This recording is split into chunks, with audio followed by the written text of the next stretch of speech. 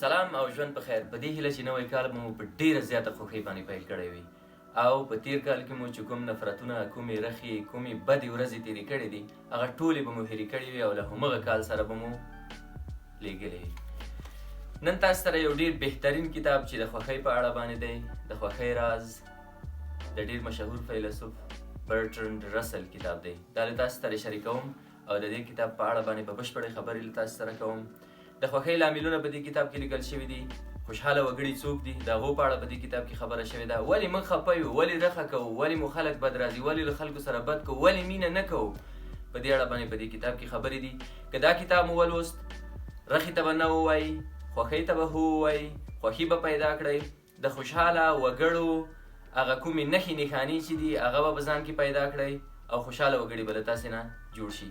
د دې کتاب له لوستلو وروسته به تاسې په مینه باندې پیل وکړئ، له ځان سره به مینه وکړئ، ښه ژوند به وکړئ او د یو ښه ژوند بڼه به پیدا کړئ.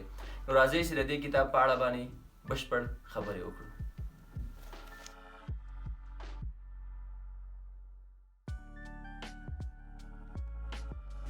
د خوښۍ راز د برټرند رسل کتاب دی چې زینب سالک ژباړلی دی او پوره 14 کاله مخکې ژباړلی دی، پښتو ته یې راژباړلی دی او تر اوسه پورې تاسې نه دی لوستلی. دانش خپرندوی ټولنې خپور کړی دی. د زینب سالک پښتو ژبه ډېره خوندوره، روانه او زړه راښکونکې ده. د کتاب په سرلیک کې دغه عنوانونه دي. لومړۍ برخه د خفګان لاملونه دي او لومړی څپرکی خلک ولې خفه دي، دویم څپرکی نظریاتي ناخوښي یا خیالي خفګان، دریم څپرکی وړاندیتوب یا سیالي او څلورم څپرکی زړه تنګېدنه او قهر یا زړه وهنه او هیجان، پنځم څپرکی ستړیا، شپږم څپرکی رخه، اووم څپرکی د ګناه احساس، اتم څپرکی نورو ته زیان رسول یا لیونتوب، نهم د عامه رایو ویره. بیا دوهمه برخه د خوښۍ وسایل پکې بیان شوي دي چې له لسم څپرکي نه شروع کیږي. آیا اوس هم خوښي شونې ده؟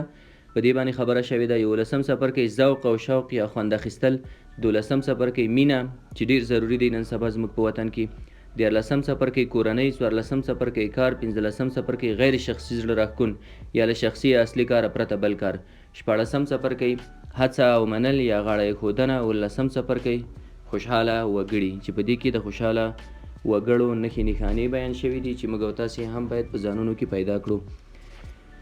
د کتاب په سریزه کې یو پاراګراف به تاسو ته ولولم. ژوند د خوښۍ او خفګان یوه ناانډوله ټولګه ده. معنا دا چې په ناببره یا فطري ډول کله انسان خفه او کله خوشحاله وي، خو کله کله دا چارې کسبي هم وي او انسان ځان په خپله خوشحالوي یا خفه کوي.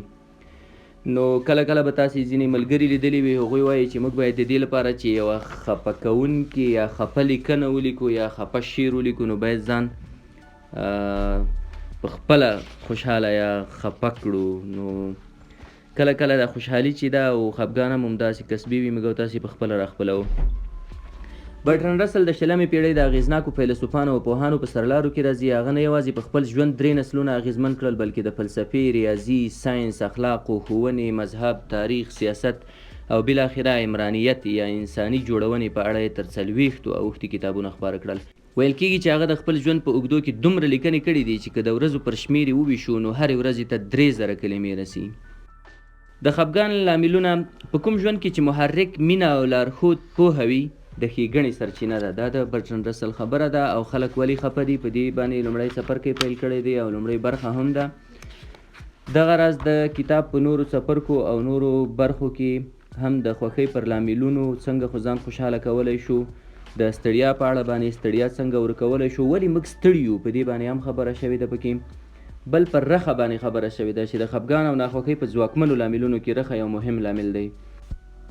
درنو ملګرو، په دې هیله چې تاسو دا کتاب ولولئ، خوند ترېنه واخلئ او د ژوند تر ټولو ښه بڼه ترېنه زده کړئ. په دې هیله چې دا کتاب ستاسې د ژوند د بڼې بدلولو یو ستر لامل شي. ژوند ښه وخت.